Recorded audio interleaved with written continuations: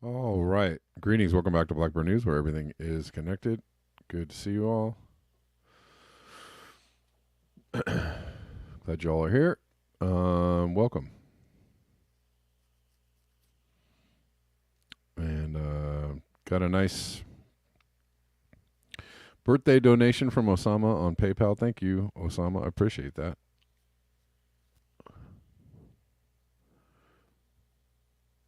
I do appreciate that.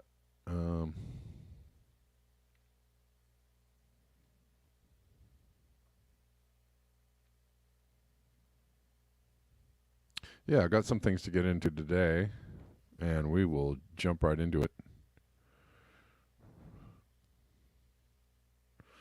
In a second.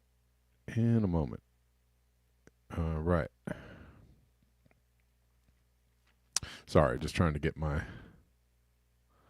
situated. All right, we're on Colin, YouTube, and Twitter. You can watch on Twitter if you want. If you want to go over to Twitter and give the video a like, that'd be super cool too.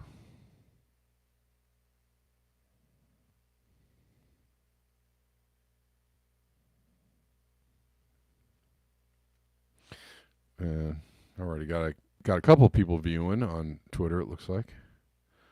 Although I'm sure there are people, entities that don't want you discovering my page or my videos. So I have to fight the power, as Public Enemy said. I heard a really cool kind of cover version of that song by a group called Brownout. It's pretty awesome. Like a live band version of Fight the Power, which is pretty cute. All right. We're here. We're all here. Gang's all here. As here as we're going to be. And we'll start off with this post from Kevin Hester, longtime friend of the show. It's been a while since we had Kev on the show. It's been a long time since I had anybody on the show. I don't know. It's kind of a logistical hassle to get people on the show, and I feel like I'm pulling teeth, and I don't know, just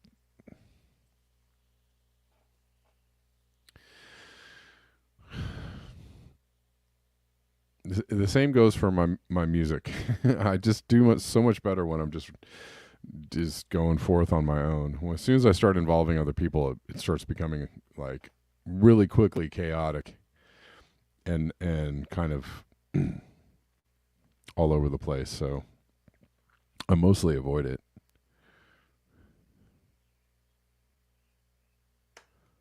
Even though I enjoy it.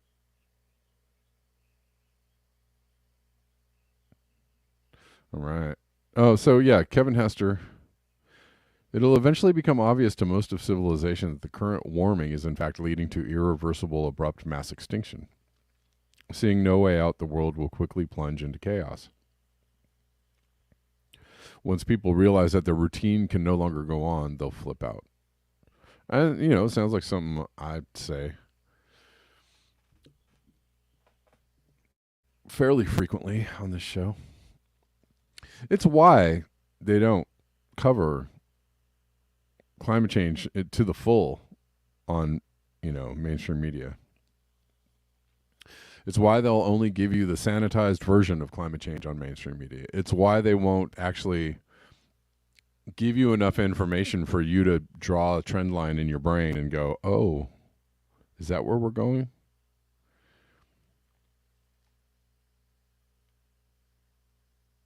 Oh, is this Kevin Jensen? Is this Climate Kev? I thought this was Kevin Hester. I don't. Why did I think this is Kevin Hester? Sorry about that.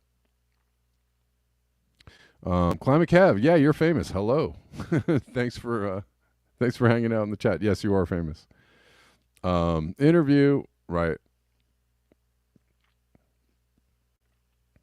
Sorry that I mistook this as Kevin Hester earlier. Oh, you can call in whenever you want, Kevin. Yeah, on call in, if you have the call in app, feel free. But yeah, this is true. When people really figure out what's going on, they're going to be pissed. And it's why they don't really allow you to have enough information about this. Yeah, you're welcome, Kevin Jensen. Thanks for the tweets.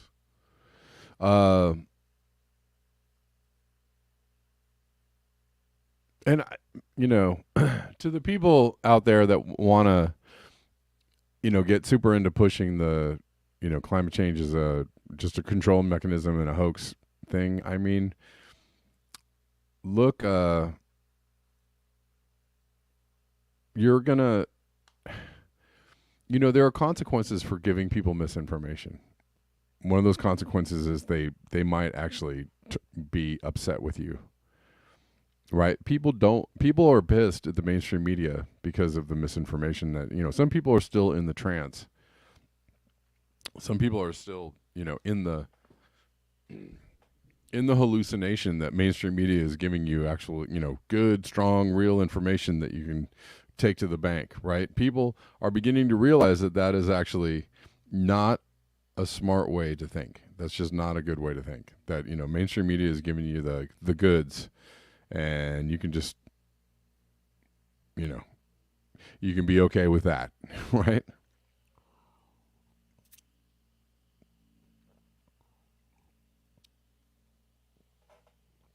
And what I'm trying to say is,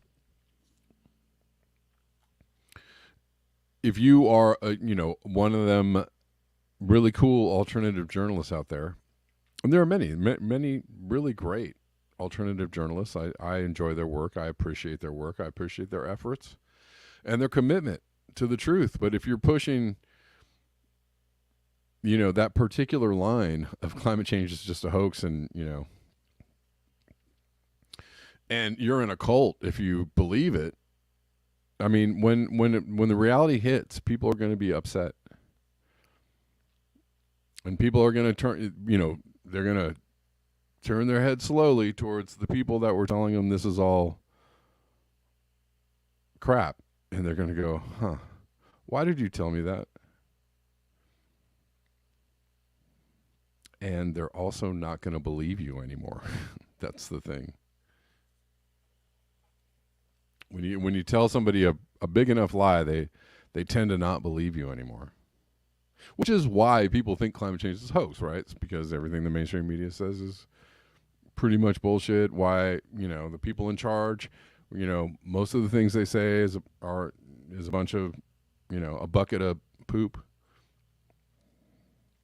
And so because they say the words climate change, or climate change is really serious, or we should do something about, because they say that stuff, they immediately assume they're bullshitting. You shouldn't immediately assume that. That's your bad. That's your bad for not understanding what's going on well enough and just believing, well, the opposite of everything they say is true. That's not right. Believing 100% in one side of the issue or all sides of the issue is not a smart way to go through life.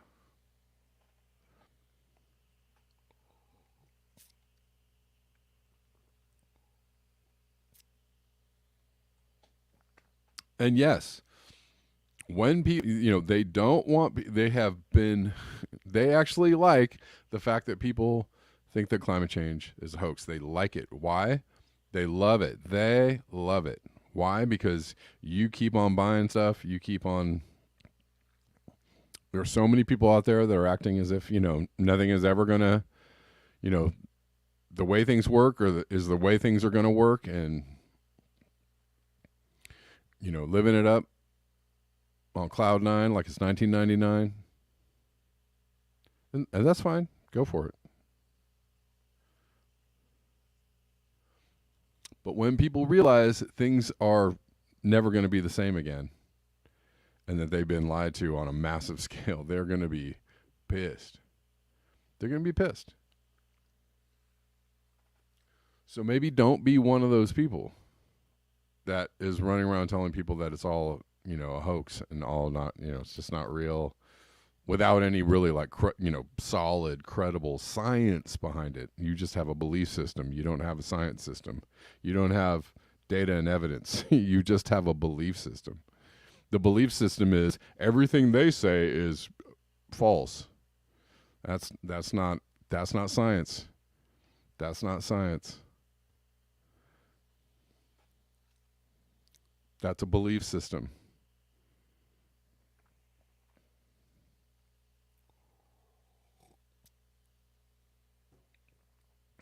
Try and get outside of your belief system and understand what really is happening on the planet.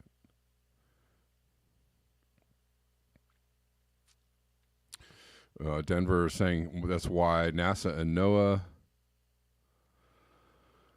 deny that UVC reaches the surface of the Earth. Yeah, it would lead to a faster recognition we are on a path in which no one has a future. Sure. I mean, they still trot out that thing like, remember when all the nations of the planet got together and agreed to get rid of why can't I think of the name? But get rid of fluorocarbons so that we could fix the ozone layer, and we fixed it. No, you didn't. You didn't fix. That's a lie. That's a really big lie. That is a really big lie that they've been pushing out there that, oh, yeah, we all got together and agreed on getting rid of this thing and we fixed the ozone layer and this is how people of the earth work together. That is like the biggest load of horseshit. Like, that is a load of horseshit. And people like they just suck that up. They're like, it tastes good. We did? That's wonderful. Wow, humans working together. That's just great. It's not true. The ozone layer is shredded. The ozone layer is shredded. We are getting higher and higher levels of UVA, B, and C all the time. Random, regular, normal UV readings all over the planet as well. Just ask people what the UV is around the country. It's usually high or extremely high. It's usually way over where it should be. Usually it is, and off the charts a lot of the time.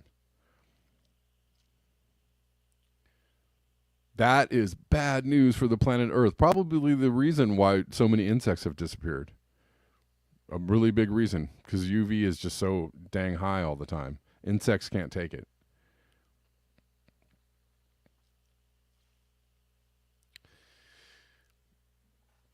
All these things are happening, folks.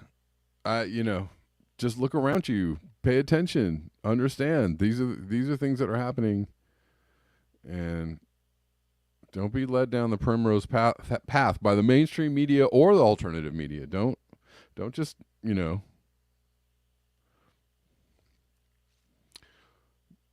mean, there are massive ozone holes still. There's a ozone hole that opens up every year in the southern hemisphere. And it's bad. And they tell people, take precaution. I see so many we'll call them, I don't know, essential workers, working class people construction workers, gardeners, post people, postmen. They're out whenever they go out now and work. If they're going to be out in the sun, they are covered head to toe, not 1 inch of skin showing. My postman now does that. Long sleeves all the way to the hands. No skin showing, hood over a hat. It's hot, right? It's still all dressed up. Why? Because they understand that you don't want to get cooked by this shit. You don't want to get cooked by this shit. But cook we will. Cook we will, because there's no stopping it. I mean, that's why there's geoengineering. You think that turning off the geoengineering is going to just make the weather good? No. They're geoengineering. They're putting up those layers to block whatever the damage is to counteract the damage we've already done. The heat, the UV, right? All of it. And you stop that and it's just going to keep on going up. It just takes away the minimal amount of hedging that we've already been doing with the atmosphere. That's all we're doing is, trying to buy ourselves a little more time, for them to launder a little more money in Ukraine. Just a little more money. Launder a little more money through the Pentagon. Just need a little more time. So we can buy that bunker, so we can so we can build the AI that runs all our life support systems while we hide underground for the next 300 years. I mean, I don't know if that's the point of it. Seems like a really dumb plan, if that's your plan for the future. It seems like a horrible plan. Terrible plan.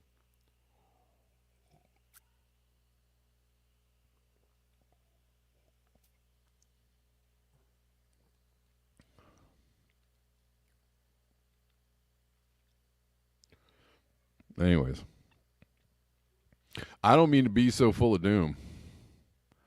I'm just trying to tell you what's going on so that you're not confused. And people are confused right now. People don't know what the hell is going on. People are lost. Some people know. Lots of people know. Some people are just super lost. Especially on this point. And it is unfortunate.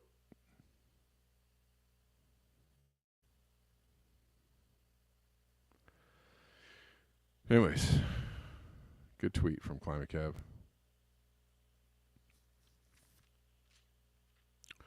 I mean, if we don't have a climate collapse to contend with, we have an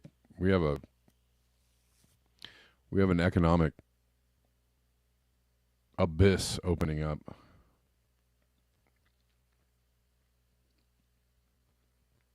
From Wall Street Silver, what is going on with U.S. debt? There's currently no debt ceiling, because former Speaker McCarthy suspended the limit until 2025. Foolishly. So Biden can borrow an unlimited amount of money. Kevin McCarthy did that.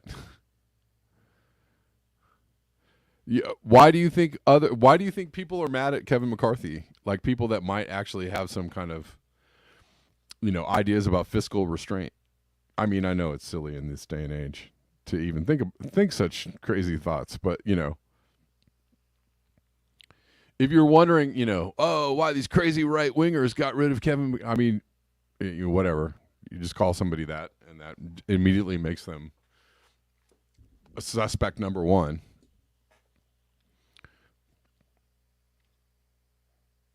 He wiped away the debt ceiling for 2 more years, right? Until who knows when, who knows what's going to happen.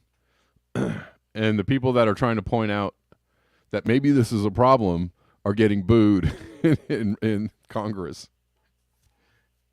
and being called, crazy, lunatic, racist, right-winging QAnon Trumpers, right? Like that. If you just call them that, then wow, that guy, whatever that guy says, F that guy.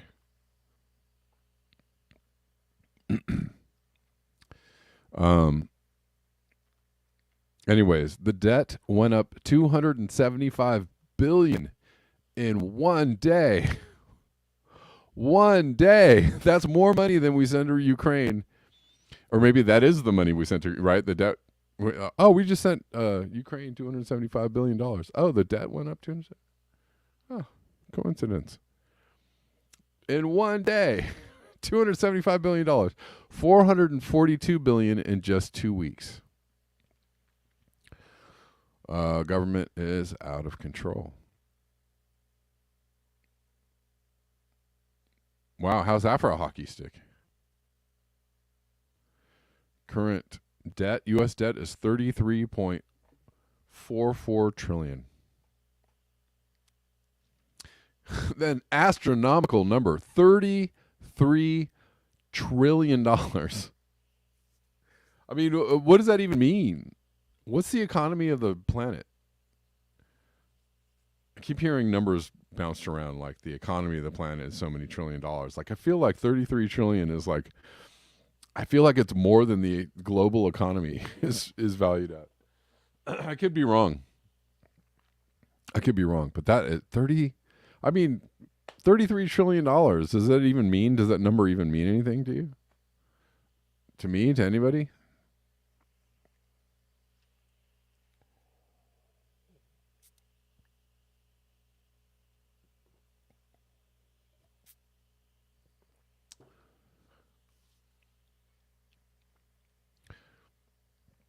I lost some of you with talking about Ukraine. We got to stop Putler.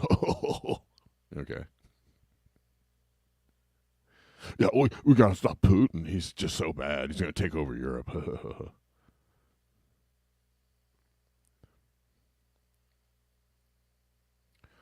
Okay.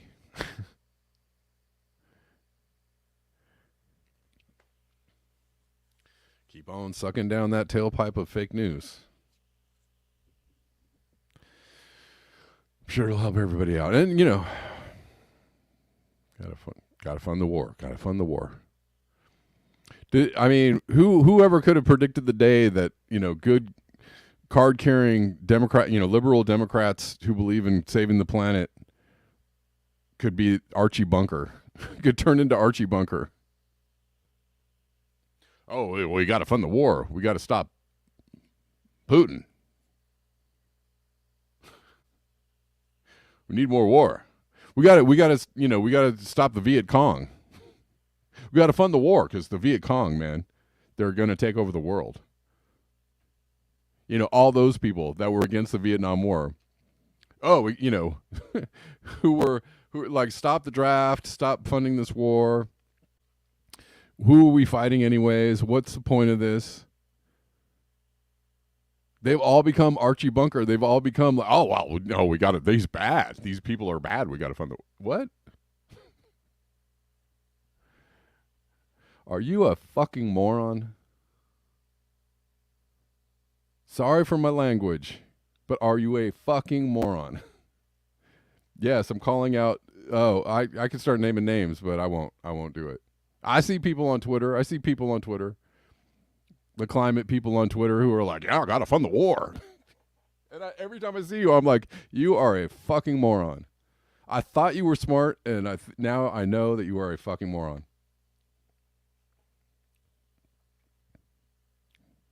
And, and I don't care what you have to say about climate change anymore because you're a fucking moron.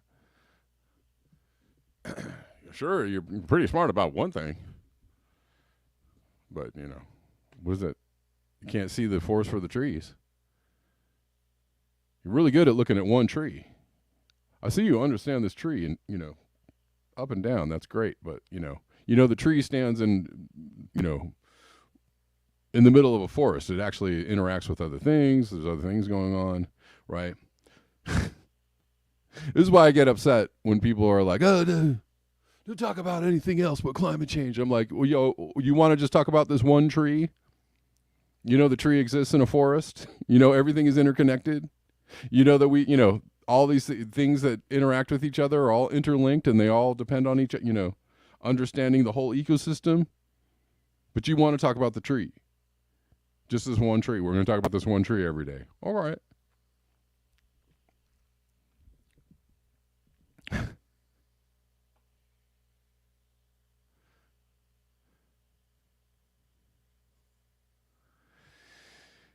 Anyways. Ooh, rant. Never know where the rant's coming in from. Anyways. War is bad unless my democratically elected leaders told me that it's good. Something. Typhoon, this is from like 2 days ago. Koinu just slammed into Orchid Island, Taiwan, where a wind gust of 213 miles per hour was reported. If confirmed, it could be one of the 5 highest wind gusts ever recorded on Earth. I should probably watch rants on YouTube. Who knows? The measurement was recorded at 1,063 feet. 200 miles an hour. That's a lot of wind. Sorry for being so mean, with the words and stuff. It's just like, come on. We are in an existential crisis here, not just with the weather, but with like the possibility of economic collapse and on the verge of nuclear war. Trying to continue to escalate a war with a nuclear power.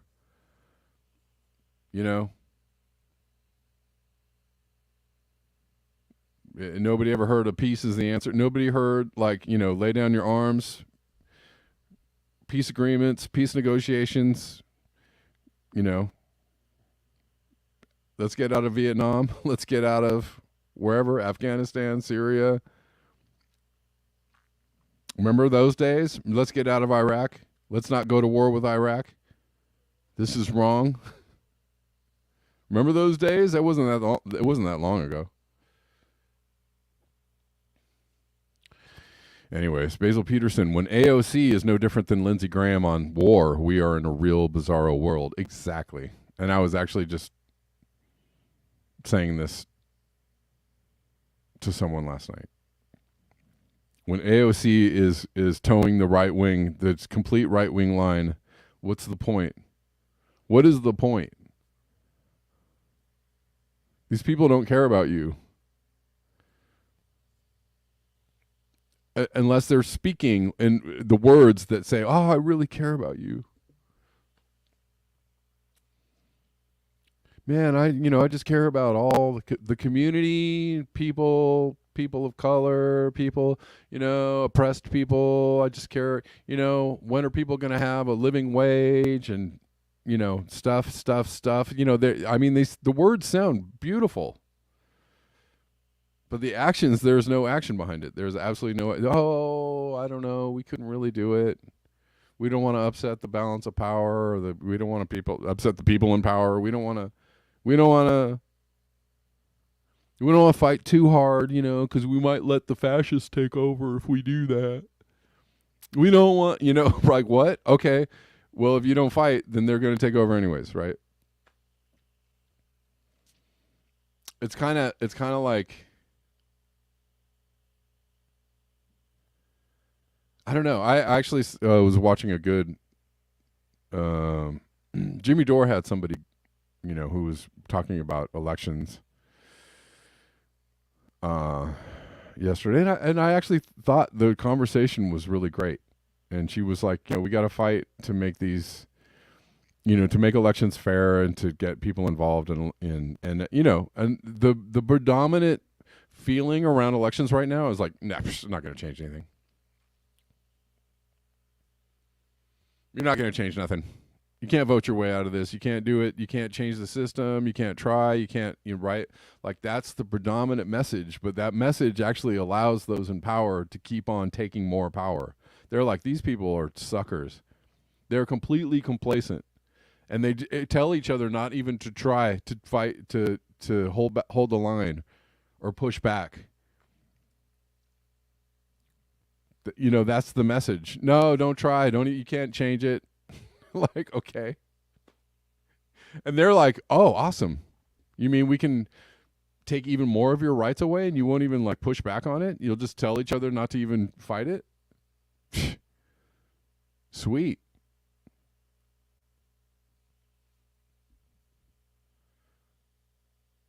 Sweet.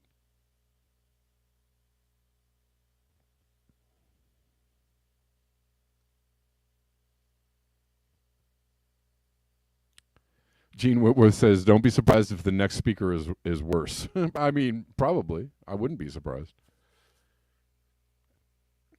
I wouldn't be surprised at all. No, I mean, I don't. I don't hope that. I don't have hope right now that they'll. I mean, but who knows? Maybe they'll get somebody in there that might push back. I don't know.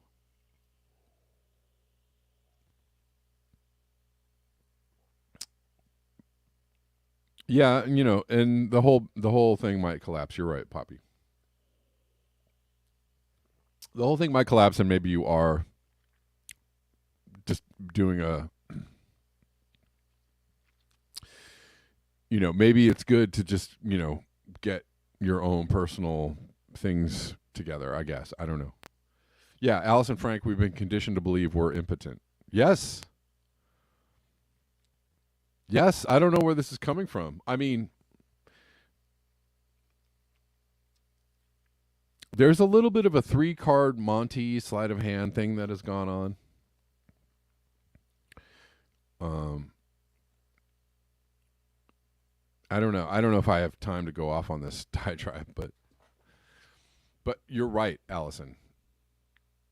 And even the people that are speaking up against power are telling each other, "Yeah, you can't change it. You can't do anything. You can't try.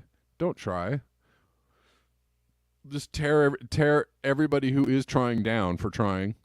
Tear everybody who has any, shred of popularity or weight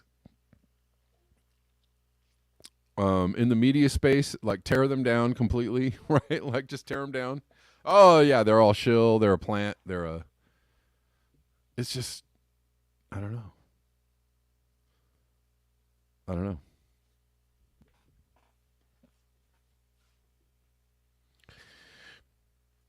I am just trying to point out the somewhat the silliness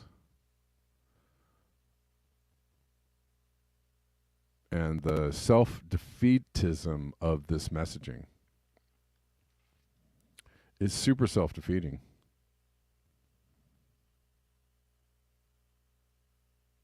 And if you just want to hand over, you know, all of your power, I guess you could. Here you go. I didn't need this. Want to hand over all of your agency? I'm fine.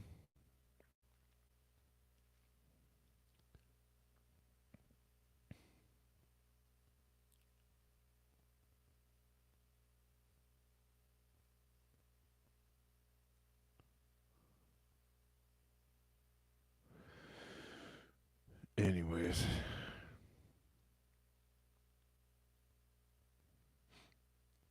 Yeah, Allison Frank. Yes. Yes. I don't know if you listened to that Jimmy Dore show, but it was the woman that I forget her name and I'm sorry. But what she said was, and she's actually pretty right on. She said it's this disinformation kind of demoralization tactics. Telling people that they shouldn't get involved, they can't get involved, getting involved is stupid. Trying to make a difference, trying to push back, literally push back against power is, ineffectual.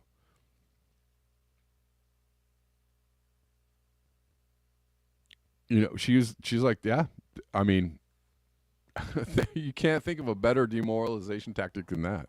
And it's working. And everybody's like, here, take more of my rights away. I don't know what's going on. Is it, oh, I want to go to, if we protest, can it be peaceful? That was the diatribe I was kind of not wanting to go on. But this whole thing, I actually think I love MLK and Gandhi for the things that they did, but I actually feel like their peaceful protest thing was a bit of a trap. It was a bit of a trap. They've actually figured out how to use that because now people are like, oh, what? Oh, now you just say is it, he's fomenting violence. Oh my God, there's nothing worse than violence. I don't like violence either, but let me tell you, the people on the top love violence. They fund it every day. They send billions of dollars to help people get real violent. They spend all day long dreaming up new ways to kill people. They spend all types of money making bombs and weapons and aircraft and right? But they have you thinking like if you are, but he said something that might make people feel violent. Shut the front door. Get the F out of here with that. I'm tired of it. I'm tired of that. I'm tired of that whole message. Oh, well, I never promote violence. I don't like violence either. I really don't like it. And I want to avoid it. With all my life, I want to avoid violence. Yes, I don't like violence. But man, they love violence. They love violence. They love to just, do the violence all day long. And think of new ways to do the violence. And think of new and creative ways to do the violence. But you never want to foster violence online. Okay. Yeah. I mean, I think the peaceful protesting was a tactic, but it was also incredibly invasive, right? They were peacefully protesting, but they're also shutting everything the F down, right? They blocked roads, they blocked, And let me tell you, the fight for suffrage, women's suffrage, and the fight for union rights and union wages and unionizing, the fight to unionize, it was super, super violent. Super bloody, super violent. It was a battle. And even civil rights was super bloody, super violent. It was a battle. So I don't want to go off. I know because it might sound crazy. It might sound like I'm suggesting something, but I can tell you right now that showing up on a Saturday with a cup of coffee to join a bunch of people walking out, yay, ding, ding, ding, ding, with a tambourine, shaking a tambourine for the planet. I'm sure that's going to change something. Shaking a tambourine for we don't want no war. They got you right where they want you. They've got you neutered. Absolutely, completely neutered. I do thank you for the super chat, Basil. Thank you.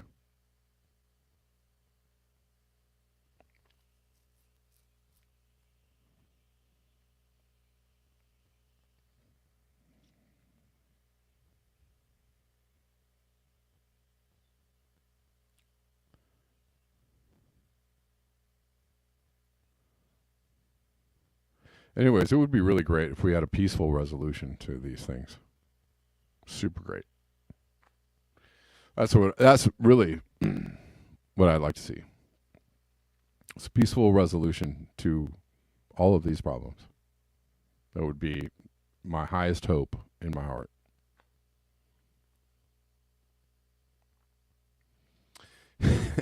Power drum circle with djembe will conquer all.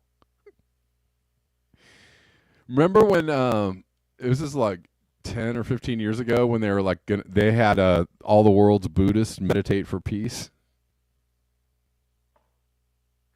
I love Buddhists, and I have the deepest respect for the Buddhist philosophy, but that was like 15 years ago, 20 years ago.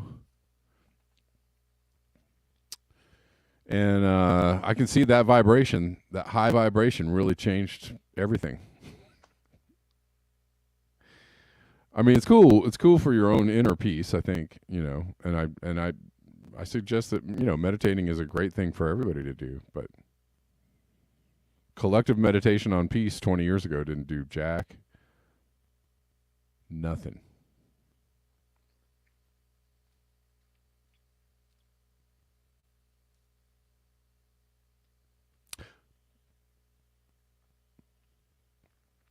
But they want you to, they want everybody to just be like, I don't know. Oh, it sounds scary.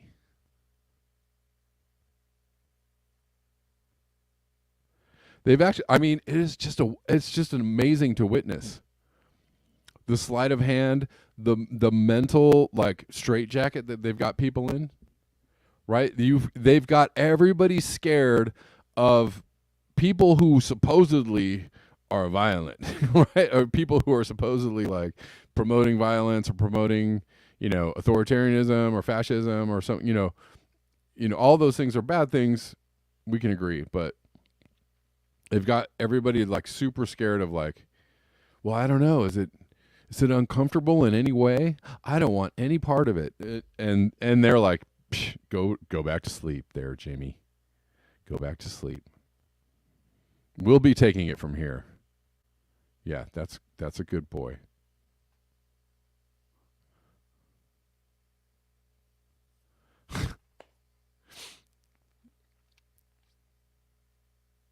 Anyways. What am I suggesting? Oh, go out and totally just march for peace. I'm suggesting that. Anyways.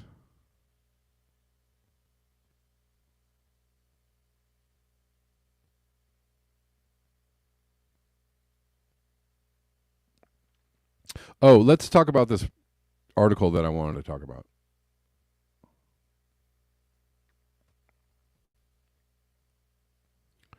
Today, fire retardant has killed thousands of fish in the Pacific Northwest, including endangered salmon species. Yeah. It's kind of like, we care about the environment, but, but we're going to have to take care of this war thing first. So, the future of democracy depends on us winning this war. And, after we get done winning the war for democracy, we're going to worry about the planet, okay? Yeah? Sound good, guys? You with me? Awesome.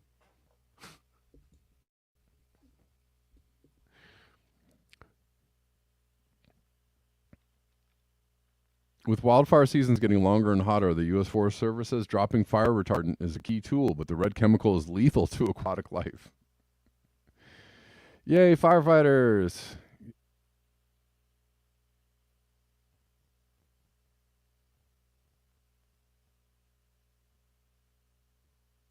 The U.S. Forest Service invented fire retardant in the 1950s, and for decades the agency has said it's one of the most important tools to slow the progression of fast-moving wildfires, but when the bright red retardant dropped from aircraft accidentally misses the mark and ends up in waterways, it can be lethal to aquatic life, including salmon and steelhead on the endangered species list. Awesome. Guess how often they miss the target? Like a lot. Hey, Joseph, I see you. I'll take your call in a second. The retardant contains ammonium phosphate, a high source of elemental nitrogen, used as an ingredient in certain fertilizers used by farmers. It's also highly toxic to fish and other aquatic life. Thousands of steelhead were killed in Omak Creek in Colville, on the Colville Indian Reservation in eastern Washington, in 2 retardant drops that mistakenly landed in the water in 2001 and again in 2003. Oopsie. A decade before, the Confederated Tribes of the Colville Reservation began restoring efforts on the creek to rehabilitate historic steelhead and salmon spawning grounds. Fish populations were devastated by the construction and operation of a timber mill in the 1920s, but the restoration project experienced a major setback with the retardant drops. According to the U.S. Fish and Wildlife Service, the mistakes by the Forest Service brought catastrophic environmental harm to the fragile creek. Yeah. Anyways, for 70 years, the USFS didn't track or report how much retardant was mistakenly getting dropped onto waterways. Litigation from 2010 required the agency to start keeping records.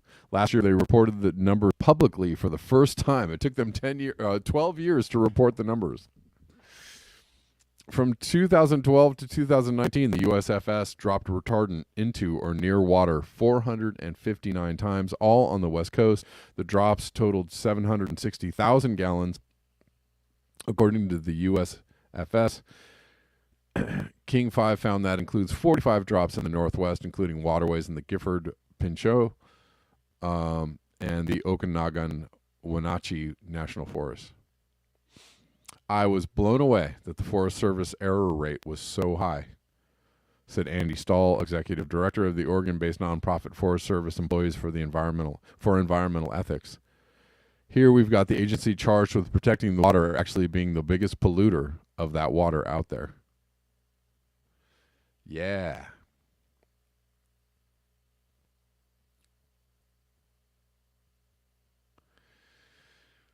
So, I mean, this is a good thing to be aware of, right? Got to fight those fires, got to contain those fires. And we got to do it in the most chemically destructive way possible. We might actually kill the wildlife while we're fighting the fires.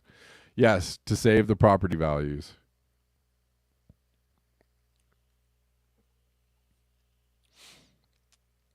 Right? Or to save civilization, or to save the cities, or to save, property values. Creative experiments.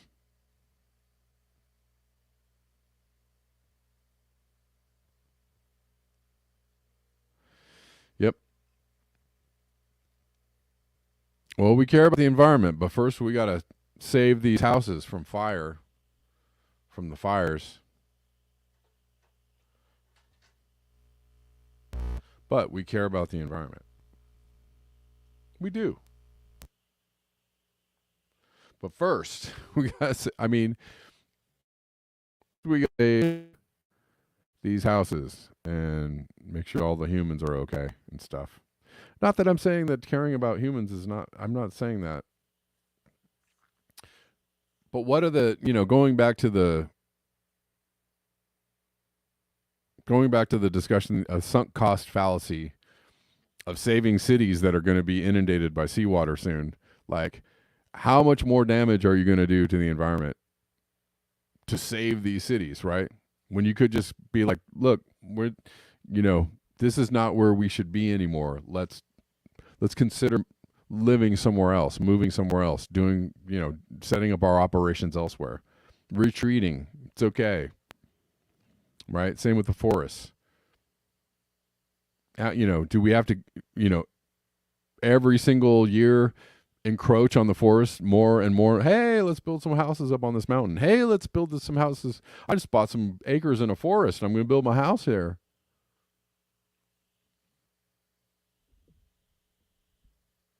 Maybe that building the house there should come with if fire comes and wipes us out, ain't nobody going to save you. Like nobody's saving your house. Nobody's coming in dropping fire retardant. Nobody's going to insure you. This is completely at your own risk, right? Disclaimer, waiver. It's going to be really awesome, but the risk is your shit gets burned down in 10 years. All gone. Are you willing to take that risk? If the answer is no, you might be wise. You might be a wise human. You might be like, oh, maybe I shouldn't do that. Maybe I should stay over here where my house is not going to get burned down every 10 years.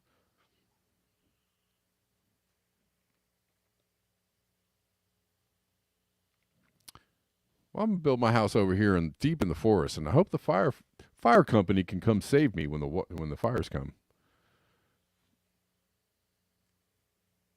Anyways, what's up, Joseph? How you doing? Hello. Hey. Hey, how are you? I'm good. I'm basically just cheerleading. All right. Everything you're saying, until people give all life the same rights as they expect for themselves, this only gets worse. Until you see cities returning to wetlands and trees intentionally, it only gets worse. Yeah. And I'm walking around towns and nobody's changing much of anything in their own personal habits, nor are they pressuring anyone else The conversation isn't out there. No. And this is near term. I don't think even a lot of your audience understands just how near term this is. And I'm saying that with the utmost respect. I mean, our conversation is accelerated. You know, do you have the same experience in the public? Oh yeah, no. Oh well, there's two things that are happening. One is that actually I think some people are getting it. Like like randomly people will just say to me stuff like, "Do you notice that things are a little different with the weather or like people will Right. acknowledge like, "Oh, I can actually see that something is happening, on the planet. Something is very different. I can actually see it. I'm acknowledging it, and But it's someone else's issue to fix. I mean, well, it's always brought up in the sense of like, huh, isn't that weird? Well, isn't that strange? On with the day. Yeah. Yes. Well, anyways, that is weird, stuff like that.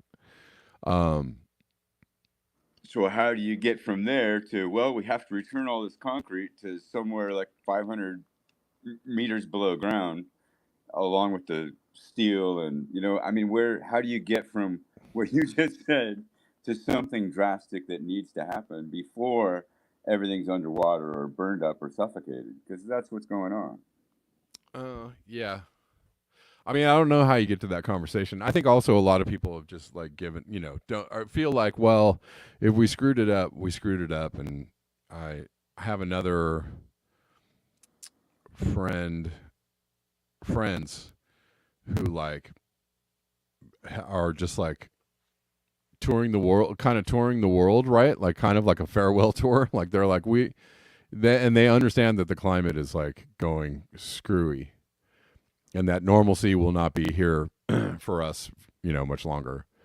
And so they're like, they sold their house, they moved, they're traveling the country, they're traveling like the world, kind of just living, right?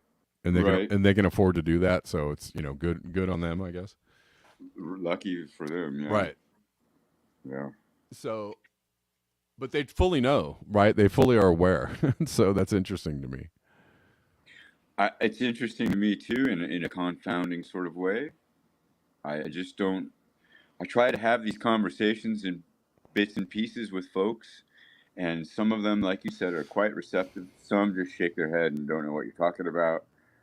But more and more, yeah, they seem aware. But yet, the drastic steps that need to be taken, I don't believe that can happen with votes unless you had an enormous landslide of voting, which if you can do that, you can actually create your own on the ground system out beyond the system of government, and government would have to respond to you at that point. And they probably would respond violently. In all likelihood, they would totally respond with violence. They'd be like, "You guys are threatening us." Oh, I'm sorry. I don't know what's going on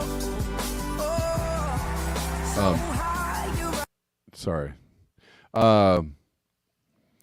Yeah, no. That's the thing is that you're. I mean, maybe it wouldn't be voting, but it would probably be.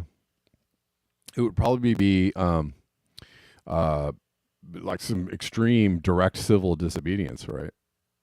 Like boy or even a boycott, right? Like a there you go. Like a massive shutdown. Like we're not doing this anymore.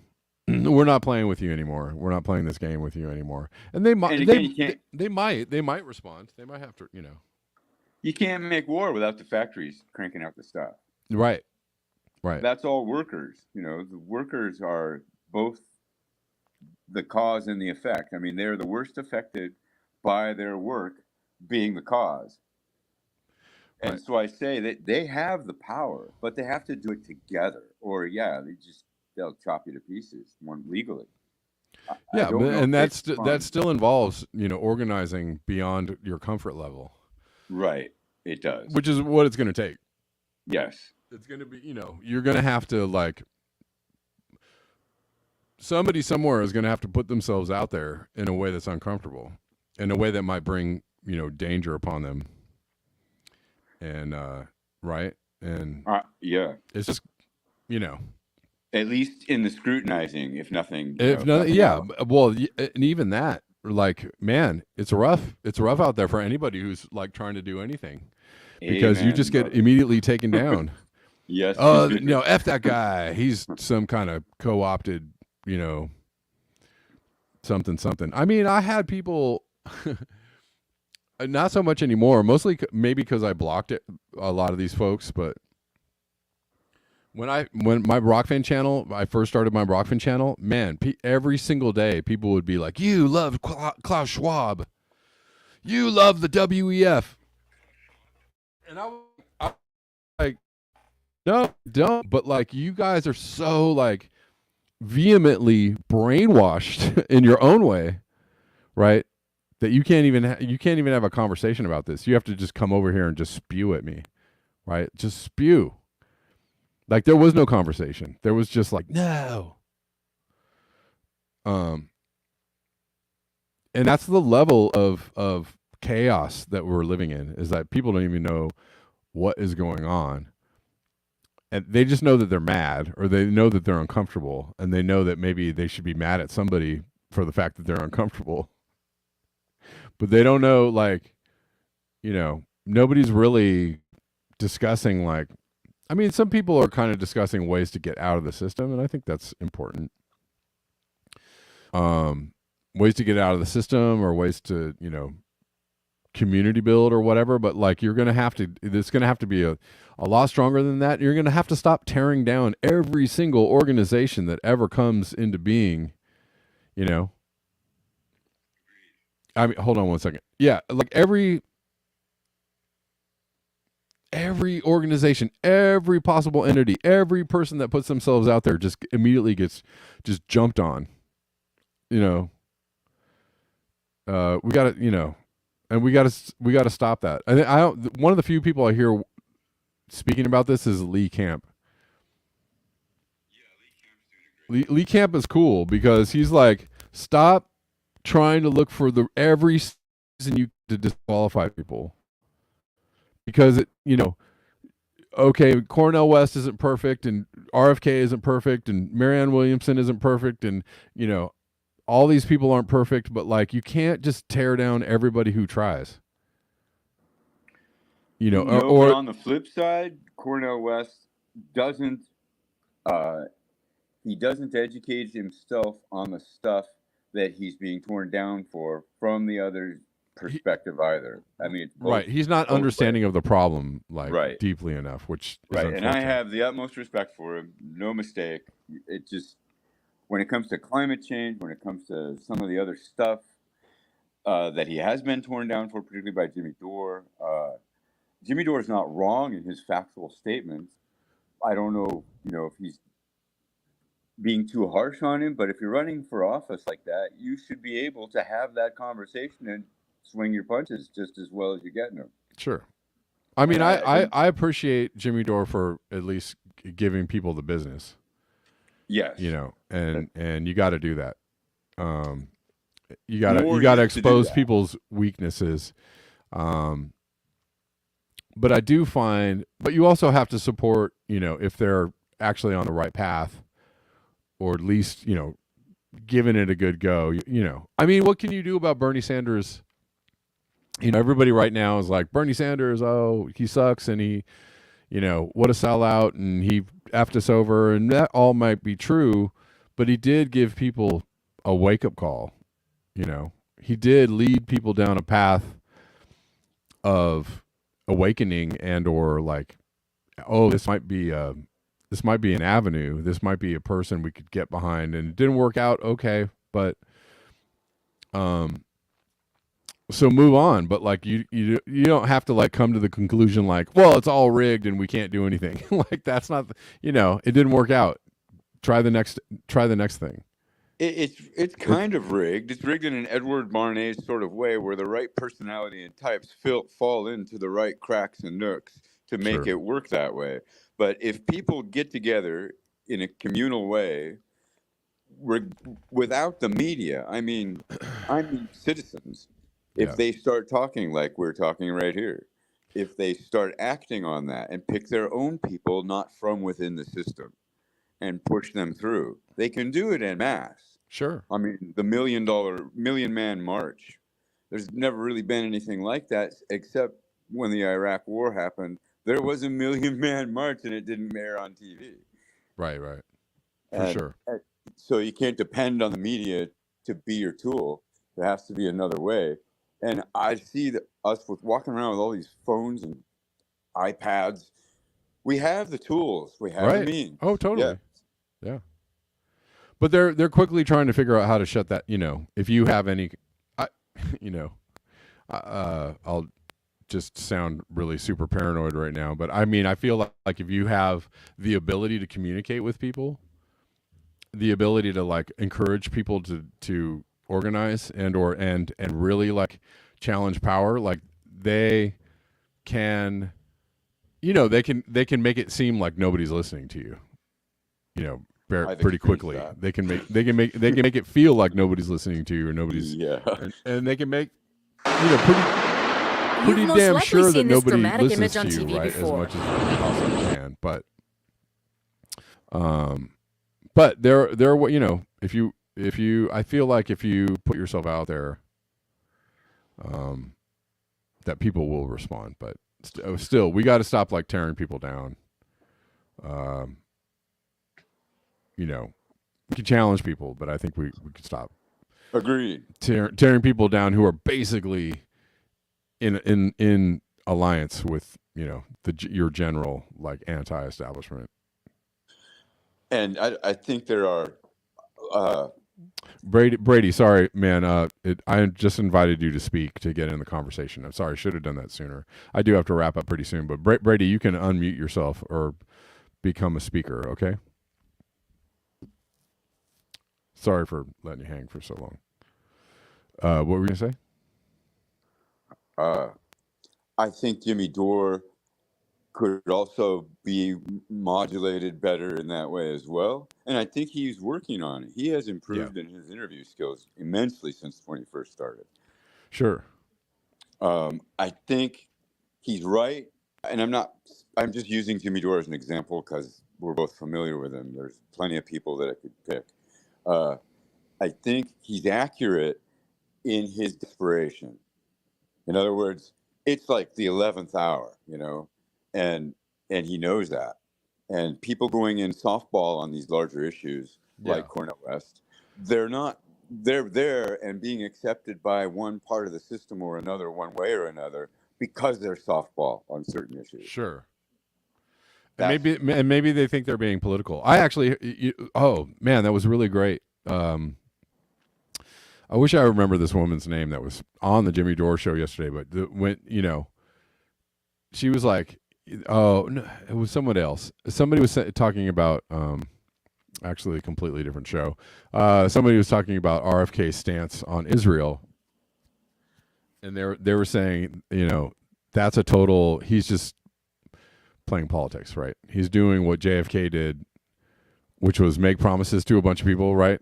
Like, yeah, I got you, And then when he actually got in power, he was like, nope, sorry, I'm president now. And that's why he really pissed people off. Right. He really pissed people off because he used certain people to get into the presidency and then said, well, yeah, no, not so much. I'm not going to really protect you the way you thought I was. Yes. So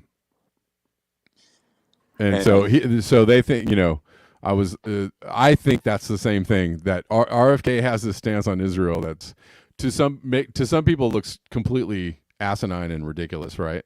Like completely like kind of out to lunch, right? Like maybe he really feels that way about Israel, but actually like saying the things he's saying almost makes it sound like he doesn't even understand, like can't read the room, right?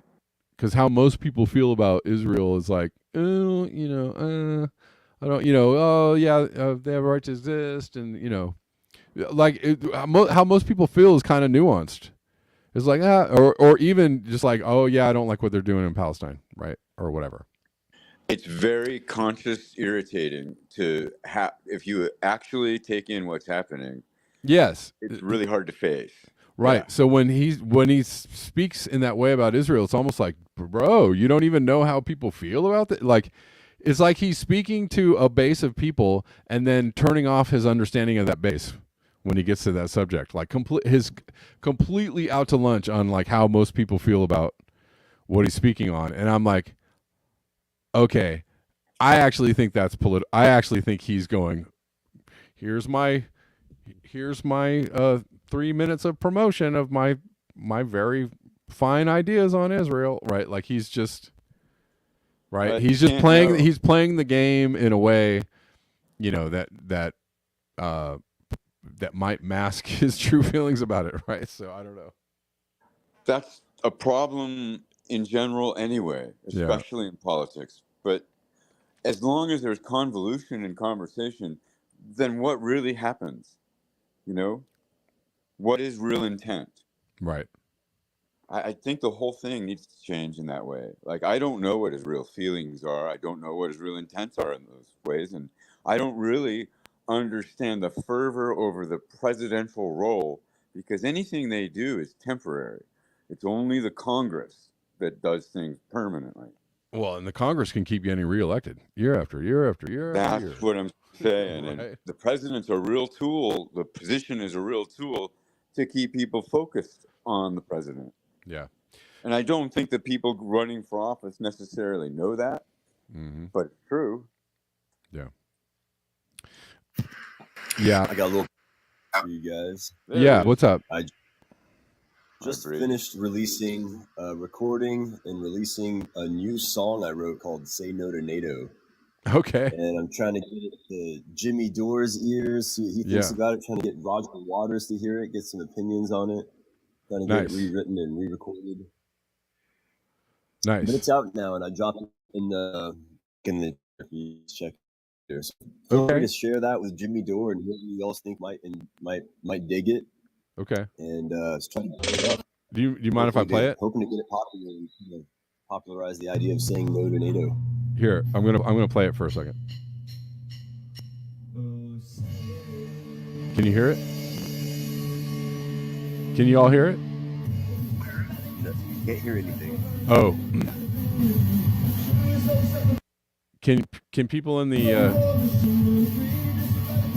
I'm playing it, but I don't know if you guys can hear it.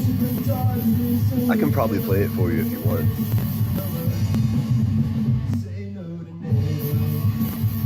I'm listening to it right now. Yeah, we still got nothing. Okay, sorry about that. I don't know if I was see if oh yeah, they could hear it. They could hear it on the video.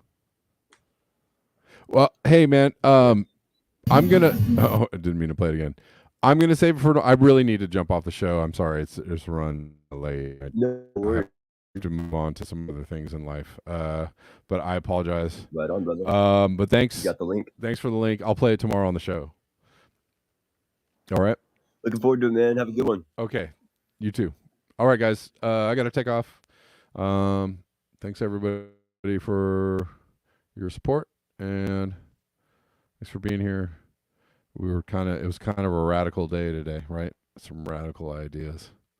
Hopefully not too radical for anybody. I'll see you tomorrow. It's Friday.